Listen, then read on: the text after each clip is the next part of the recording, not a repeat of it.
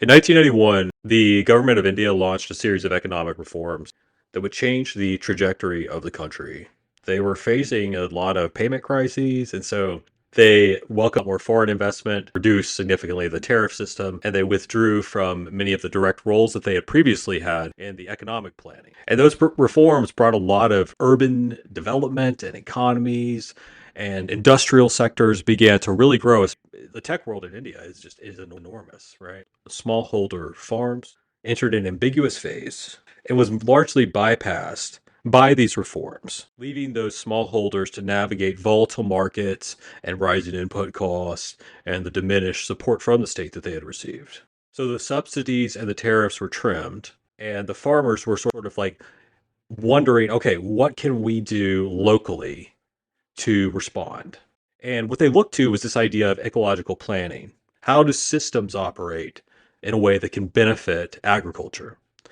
Ecological planning in agricultural terms involves really just aligning the farming practice with the cycles of water flow and biodiversity in the region that you're in, right? When they succeeded in the early 90s, the experiments were rarely really shared openly though, because there's kind of isolated from those outputs. One farm does well, but the region remains kind of stuck. There's isolated success, but not systematic changes and not a lot of awareness on how those changes might have occurred. So you might have a farmer who is innovative, improves their yield, adopts new technique. You have a stagnant sense of the collective practice of agriculture, and that the broader rural population in India remained under-resourced and lacking access to the knowledge and the technology and the market networks that they needed. We're going to go to India, and we're going to look at Sahyadri Farms that pooled resources for input supplies and training and new systems of technology and credit and market access. We're going to look specifically at what responding to crisis and initially what looks like failure looks like. You know, oftentimes we like stories of success. I could tell you stories of a success on this show all the time. We have plenty of those. But what makes people a little less comfortable is the stories of failure. And what we can learn from this case of Sahyadri Farms is that how you respond to what is perceived as an initial failure can actually lead to a better outcome than you might have imagined. First of all, let's look at ecological planning. This is the ground for the rural revitalization in India. Individual success and collective stagnation, that tension was resolved through organizational innovation. Knowledge sharing requires sense giving, transforming the solitary insights from one individual creative entrepreneur into a shared practice through learning amongst groups of people, and that actually make the agricultural practices better and that help a lot of different facets of the practice of agriculture. So sense giving is all about shaping interpretations, and leaders usually do this. So in the 1990s, India is shifting away from a lot of regulation and tariffs, revealing that individual ecological success, though, in agriculture wasn't quite enough. The breakthrough was organizing collectively, where the ecological know-how and collective structures and sense-making and sense-giving from the leadership fuses to create a lasting revitalization. Because for many years, Indian farmers worked under that restrictive system called the License Raj. That's RAJ. And that involved the various rules and requirements like licenses for using fertilizers and controls over the transport of goods, even between states. Much less, don't even imagine like exporting. There's a lot of nationalist ideologies going to keep everything in India. Government boards would also set the prices, and the procurement agencies decided on who is selling what, who is selling it where. And these measures were kind of meant to safeguard small farmers and would do that, but they also led to a lack of innovation, and they caused India to really fall behind the global economy, which was going to shape itself with or without them. Today's episode is really about preserving or perishing, specifically preserving the quality of grapes, or they are perishable, right? Perishables have price inelastic supplies, but elastic demand. So in other words, supply can't adjust quickly, but consumer demand can disappear overnight. And that's a recipe for a lot of shifts in the prices. The narrative in India in the 90s was basically that farmers are essential, right? Annadatta, right? Give the giver of food, but they're treated as expendable labor. Okay. in the market structure. This is a huge contradiction for people that are working in agriculture and a huge disincentive to continue doing so. And that tension between the centrality narrative and the actual marginality is precisely what this model I want to talk about at Sahyadri Farms is trying to resolve. Not through rejecting markets, but by rebuilding the industry of agriculture in ways that gives farmers a more structural control over their time and their logistics and their pricing and their products. To begin this, we need to talk a little bit about minimum price supports.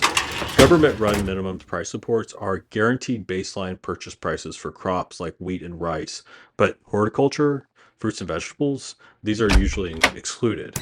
Export crops like grapes operate kind of a gray zone, in other words. They're lucrative, but they're risky, okay, according to the logic here. So unlike wheat or rice, these perishables often don't have minimum price supports or any procurement guarantees at all. This isn't just India that does this, by the way. They go by different names, but they're pretty common around the world. In the United States, they're called the price loss coverages and market assistance loans under the Farm Bill. So functionally, very similar, right? They guarantee a minimum income when the market prices fall below some reference price. And the crops that are covered for this are really similar to the crops that are covered in India. It's corn, it's soybeans, it's wheat. Can you guess the other ones? It's cotton, it's rice, dairy, and it's peanuts. In the European Union, you have the Common Agricultural Policy, and this is historically an equivalent of the MSP. Mostly it's direct income support, but it still kind of intervenes in market crashes.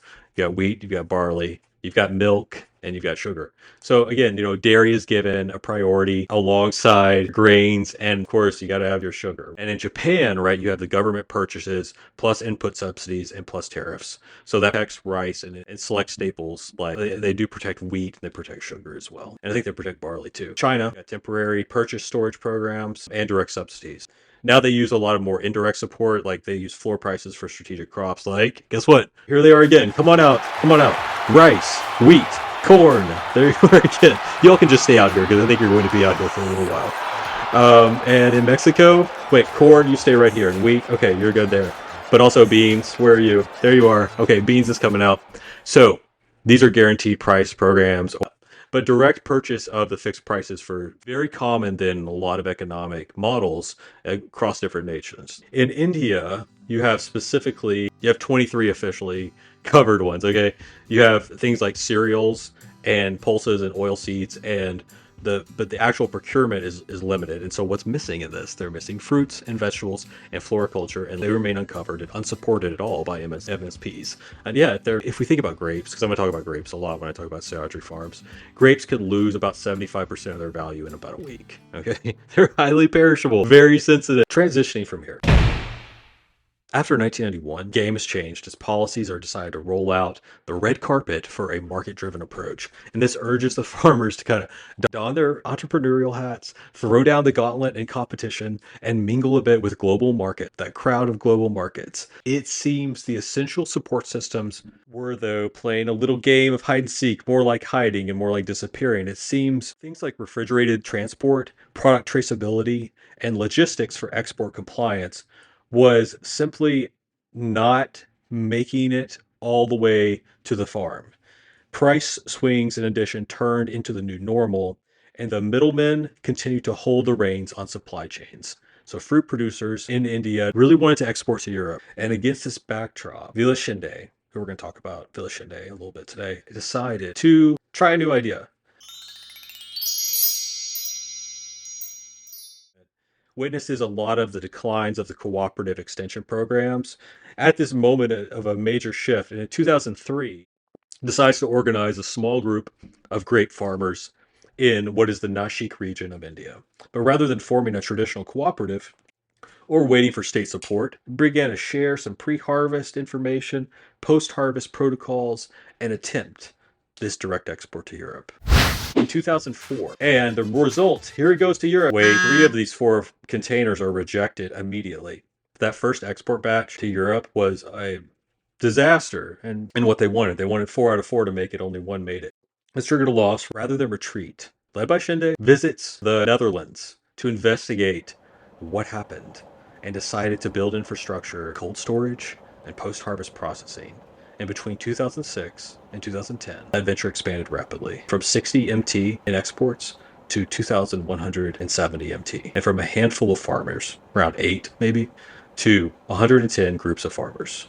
How did this happen? That first attempt at exporting grapes involved those 4 large containers, think semi-truck sized cargo units, to European markets. These were inspected like all the produce is upon arrival for quality standards, the appearance, the chemical residues, the packaging, the traceability. Can I figure out where this grape came from?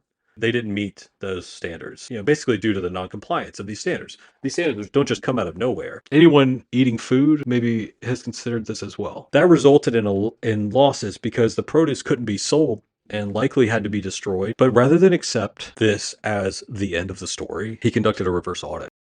Just as a reference, when I say 60 MT to 2,170 MT, I'm referring to metric tons. If you grow from 60 metric tons in grape exports to 2,170 within just a few years, this is a signal of an enormous scaling operation. Increasing production, obviously higher quality, more farmers participating, and better access. And so if you go from also a handful of farmers to 110 groups, 8 or 10 people at first, and they were involved, but by 2010, 110 separate farmer groups joining that network. And that hints at, or strongly suggests, or just directly indicates there's increased trust in this model that Sahyadri Farms is developed. And in short, so far we've gone through a crisis moment that became a turning point. We've looked at how sense giving was not to interpret this as a failure or a rejection or a moment where he should just look for a different market to export to. Instead, he chose investing and building capacity and learning instead of folding under the pressure. And that set the foundation for Sahyadri Farms' rapid growth and its eventual national and international significance. Okay, to illustrate the importance of traceability, let's say that you could interview a grape upon its arrival in the Netherlands. I might say to it, what would you ask the grape? Okay, I'd probably say, hello, what is your name? Technically don't have a name, but you can call me Batch 23GR, aka, or maybe 23GR for short. 23GR, where are you from? Well, I'm from specifically a vineyard. When were you grown? In the early morning light, to be specific, on the 14th of July. That's the day that I reached my optimal sugar content. Oh, really? And how do you know that? Well, I was measured by a refractometer. Picked me carefully, gloves on, of course, placed me into a ventilated crate. So cozy. And then I was washed and air dried, got the full spa treatment just hours before as well. Within 90 minutes, I was pre-cooling at 12 degrees Celsius. But before I could be packed, I was sorted twice, once by hand and once by weight. What about that sticker there on you? Well, okay, that is a printed and placed label on the side of my box. It links me, if you have your smart device, it links me to a barcode, and that can show you the spreadsheet, which has a database, which will link me to the person. And that person, that's the farmer I just told you about. Her name is in the system. Can you believe that? She's famous. What about pesticide records? Oh, those are logged there too. What else is in there? Certification dates are archived there. GPS coordinates are even pinned there. Wait, I got something else to tell you. I passed through 2 collection centers. You can't believe this, but there were 5 sets of human hands. All of them were gloved. There were 3 border checkpoints. They were so nice. And every truck I rode in was so comfortable and refrigerated. Every delay was logged. Every temperature swing was recorded. You can look at all the records. Okay? And when I arrived in Rotterdam, someone then scanned me again. I was so excited. They didn't know me, but they knew what mattered. They knew what mattered, so they basically did. And I felt accepted. And I'd say you are accepted, CR23. Now, of course, we can't interview grapes. In the absence of that voice of the grape, traceability becomes the narration of this. It's the story of how a product tells in lieu of speech. In the global food system, where perishables cross oceans and strangers are giving food to strangers, trust needs to be very precise, not just by a handshake. You got to have those structures. You got to have the data structures. Traceability means that every step of the product's journey, from its origin to its handling to any risk, are visible, they are auditable, and they are assignable. And that barcode is tracking, but it's also a contract between the buyer and the seller, between the grower and the person that's eating. It's possible because Sahyadri Farms asked the right question after that initial failure. What do we need to show that we belong? How do we prove it to ourselves? They didn't just send grapes, right? They're sending that story over. What they're looking at is a system that allows it to be told. So traceability actually means, in the context of agriculture and food exports, it means the ability to track a product's entire journey from farm to consumer at every stage. For small growers, this means reinventing how they thought about farming. No longer just as like, we're growing grapes, but we're also documenting these. We're giving them special stickers, and that's the traceability. Very important. It came back from the Netherlands upon his visit, increasing those metric tons, increasing the farmer groups, increasing the number of farmers. Let's talk about compliant cold chain also, because that was the other main thing. Compliant cold chain is a temperature controlled supply chain, but what does compliant mean? This is where people can get annoyed, but at Sahyadri Farms, they consider it an opportunity to belong. It must be unbroken, it needs to be stable. From the moment the grapes are picked, they need to be pre-cooled, ideally just within a few hours, stored at low temperatures, transported in refrigerated vehicles, and they need to be monitored, be watched closely. Like, I care about you. The temperature needs to be carefully tracked, meticulously logged, often through digital data loggers and thermographs. And to be documented, you need to be able to prove it, that this temperature never exceeded the acceptable limits at any stage of that journey. Because for the grapes that are headed to Europe in this case, that 2 to 3 degrees Celsius spike in temperature during shipment reduces the shelf life.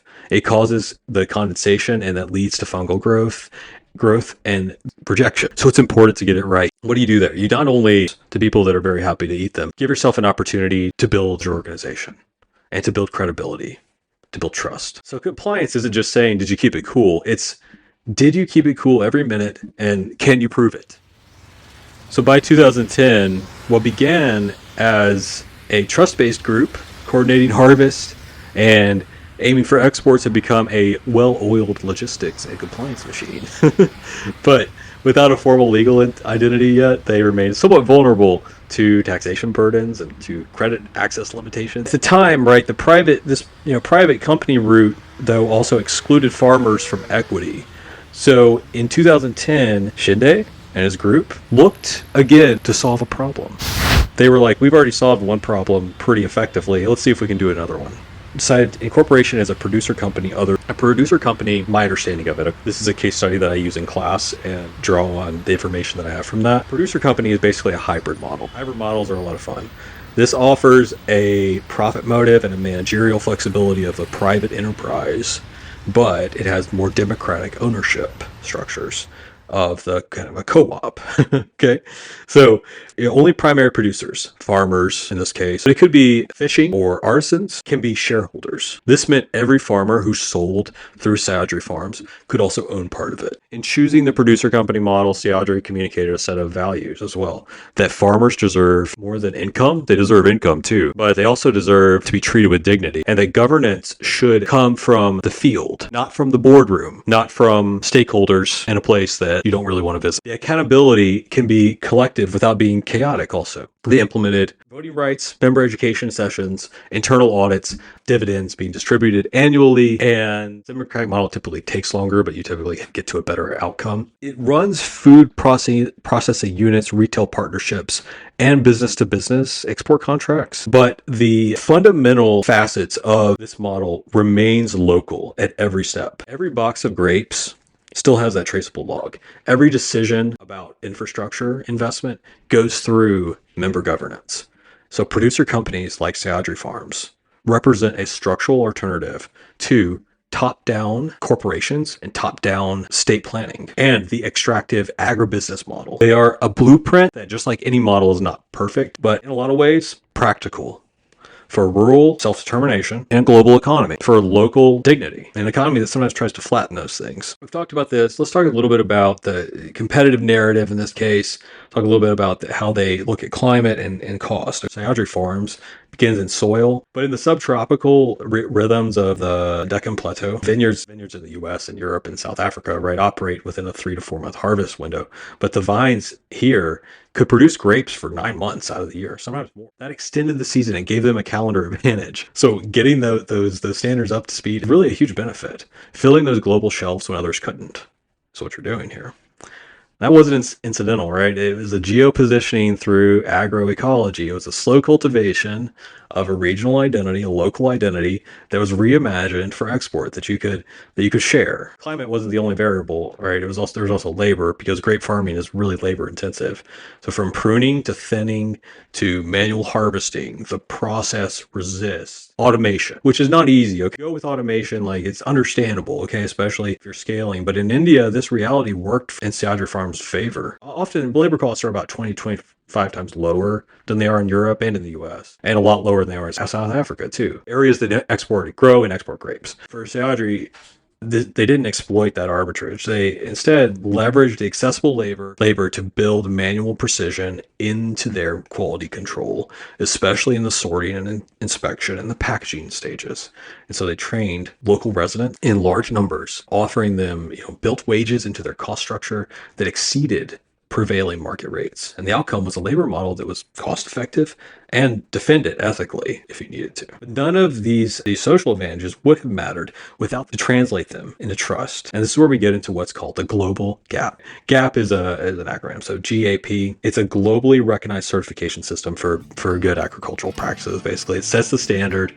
Sets a standard for food safety, for environmental management, for worker welfare, and for traceability. It's in European retailers, it is the baseline requirement for exports to many international markets. For Sahyadri, achieving that global GAP compliance was an undertaking they were willing to embrace. Farmers were trained to maintain input records, follow the integrated pest management policies, to manage water use, and to demonstrate soil and residue setting. So every global GAP number is auditable, and that means that buyers can trace and reject a container back to the precise farm. Setting that standard and raising expectations and supporting the idea of quality, way of embedding quality discipline across that distributed network that they were building of small growers. Sahyadri had advantages. Climate, right? You can grow 9 months of the year. Cost. The advantages alone don't deliver that trust though, because only systems can take it all the way. Systems that take advantage without being extractive. Full dive into it, without trying to cut corners. Systems that treat traceability as a part of their own narrative. So to move forward here, let's think about how they've diversified their offerings. No supply chain lives in a vacuum, regardless of how perfectly calibrated it is. Sahyadri's finely woven infrastructure was designed to be resilient over the long term, with that focus on traceability, on cold chain, and on that member governance. But even the best designed systems met their match in 2020, when the COVID-19 pandemic disrupted almost every facet of global commerce. There were port closures. Sahyadri is like, we're just going to change our strategy again. Here we are again, needing to make another decision. Drawing on 2 decades of institutional memory, the organization conducted a fast, strategic evaluation. They whipped up a speedy strategic evaluation. Their logistics setup, originally for grapes, right, underwent a makeover with a multi-product marbling success story here. So in a few months, they began to source and process tomatoes and onions. They capitalized on local demand and ensured the financial stability of thousands of farms by doing so, because they were able to adjust, because they weren't stuck in the past. Things have changed again, and so can we. So they were capitalizing on the local demand, ensuring the financial stability for thousands of farms. And this was a recipe for success, because venturing into that realm of value-added goodies, right? Whipping up the ready-to-eat and ready-to-cook meals for city dwellers at the same time during the lockdowns. All of this in the name of shelf stability, in the name of organizational stability, and included, of course, traceability. They included as well now fruit pulps and purees to the institutional consumers and beverage producers in India, because who doesn't love a splash of fruity goodness, right? Who doesn't love a little bit of that? Leverage that current, they leverage that current pack house capacity as well, and the cold storage to cut down on waste and broaden the range of products available. These are not exactly spontaneous experiments. These were after years of fine-tuning. Sahyadri Farms mastered that agility. That's part of who they are. We'll be able to adapt. If people need food, we can adapt. All while keeping that promise of transparency and the quality intact through proof. For 2020, they were mainly a business-to-business player, exporting those mountains of grapes and things by the truckload. But post-pandemic, they unveiled a branded goodies to a lot of the retail scene in India. So they included nutritional tags that came with QR codes that whisked you away into that digital traceability map. Okay, here, look at who we are. By pivoting product lines, they also recognized, though, that in the post-pandemic world, a reframing of who they were again. After the pandemic, they began to look at retailers. They began to launch their own branded products in Indian retail chains and became familiar with this now. And this required a new expansion. Instead of just saying that this is our pie, can we expand the pie? They were able to balance food safety, their integrity, the nutritional assurance of their products, and using their knowledge of local cultural resonance. So their labels are including not just the product facts, they're already used to including the transparency, but they have, of course, like most products you see, if you've ever been in any grocery store in the United States anyway, you probably noticed that a lot of them love to tell their stories. So you have the farm story from Sahyadri Farms too, similar in India. And the nutritional tags come with QR codes linking the consumer now to the digital traceability map, to that interview that they can have with the grape. The pivot is not only market driven, it's also mission driven. The market responds pretty positively to that.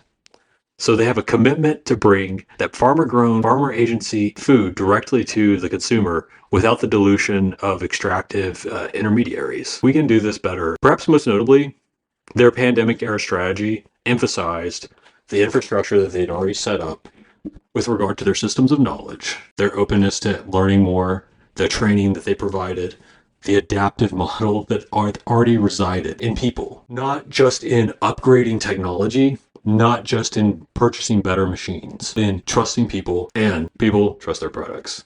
In brief here, Sahyadri didn't just survive their initial failure. They thrived and they learned from it and they developed into something even better than they perhaps imagined. And they were able to define what agriculture could look like in India as a result of it. They emerged transformed again, not just in identity, but also in capability. Today, Sahyadri Farms is what we call a vertically integrated food ecosystem. It spans export logistics, it has domestic processing capacity, that has retail branding, that has e-commerce partnerships, that has farmer education, and that has blockchain verified traceability. The core premise has not changed though. All of these opportunities and possibilities, stories that I've shared with you today. Sahyadri is not just a supplier. It's an example of a democratic institution that is designed to turn agricultural labor, agricultural processes, and the traditions of growing food into a narrative about traceability and opportunity and entrepreneurship and collective scale, and also security at an individual and organizational and with your food as well. In a time when global supply chains may seem uncertain, right? They're at the whims of a lot of factors that are outside your control, but how will we respond when things do change? Because they will. We also have a time when consumer skepticism toward industrial food systems continues to be a part of the discussion. And we see Sahyadri Farms as a model and a challenge of what would it look like